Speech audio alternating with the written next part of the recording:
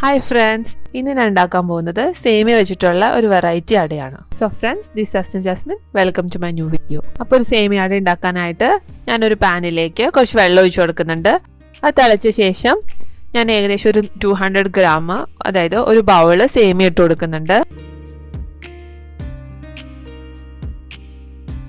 ഇനി നമുക്കിതിലേക്ക് 1 table spoon പഞ്ചസാര ചേർത്ത് കൊടുക്കാം. അതിനുശേഷം അല്പം ഉപ്പും കൂടി ചേർത്ത് കൊടുക്കാം. ഇനി ഇത് നന്നായി തിളച്ച് സേമിയ നന്നായി വെന്ത് വരണം. സേമിയ നന്നായിട്ട് വെന്ത് വന്നിട്ടുണ്ടോ എന്ന് ഇടയ്ക്കൊന്ന് ചെക്ക് ചെയ്ത് നോക്കാം. ഇത് ആവിയിലൊന്നും വേവിച്ചെടുക്കാതെ തയ്യാറാക്കുന്ന ഒരു അടയാണ് കേട്ടോ. അതുപോലെ തന്നെ ഞാനിതൊരു 4 പേർക്കുള്ള അടയാണ് ഞാനിവിടെ തയ്യാറാക്കുന്നത്. ഇനി നിങ്ങൾക്ക് ഇതിൽ കൂടുതൽ തയ്യാറാക്കണമെന്നുണ്ടെങ്കിൽ അതിനനുസരിച്ച് ക്വാണ്ടിറ്റീസ് എടുക്കണം. അപ്പോൾ സേമിയ നന്നായി വെന്ത് വന്നിട്ടുണ്ട്. ഇനി നമുക്കിതൊന്ന് ഊറ്റിയെടുക്കാം.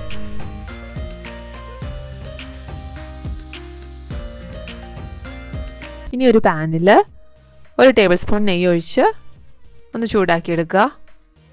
ഇനി ഇതിനകത്തേക്ക് നമുക്ക് ഒരു 2 നേന്ത്രപ്പഴം ചെറുതായി അരിഞ്ഞത് ചേർത്ത് കൊടുക്കുക. ഈ പഴം നന്നായിട്ടൊന്ന് വാട്ടിയെടുക്കണം കേട്ടോ. കുട്ടികൾക്കൊക്കെ വളരെ ഇഷ്ടപ്പെടുന്ന ഒരു അടയാണ് കേട്ടോ ഇത്. ബ്രേക്ക്ഫാസ്റ്റ് ആയിട്ടും അതുപോലെ തന്നെ ഈവനിങ് സ്നാക്കായിട്ടും കൊടുക്കാൻ പറ്റുന്ന ഒരു അടിപൊളി റെസിപ്പിയാണ്. ഇനി ഇതിലേക്ക് നമുക്ക് 1 ടീസ്പൂൺ പഞ്ചസാരയും അതേപോലെ 1 ടീസ്പൂൺ ഏലക്കാപ്പൊടിയും കൂടി ചേർത്ത് കൊടുക്കുക. ഈ ഏലക്കാപ്പൊടി ഓപ്ഷണലാണ് കേട്ടോ, ഇതില്ലെങ്കിലും പ്രശ്നമില്ല. ഇനി നമുക്കിതിലേക്ക് ഒരു ബൗള് തേങ്ങ ചിരവിയത് ചേർത്ത് കൊടുക്കാം.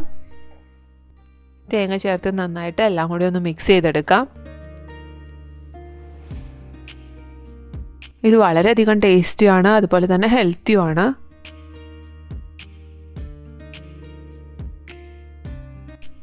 ഇനി നമ്മൾ വേവിച്ച് വെച്ച സേമിയ കൂടി ഇതിനകത്തേക്ക് ചേർത്ത് കൊടുത്ത് നന്നായി മിക്സ് ചെയ്ത് കഴിഞ്ഞാൽ നമ്മുടെ സേമിയ അടയുടെ മിക്സ് റെഡി ആയിട്ടുണ്ട് കേട്ടോ.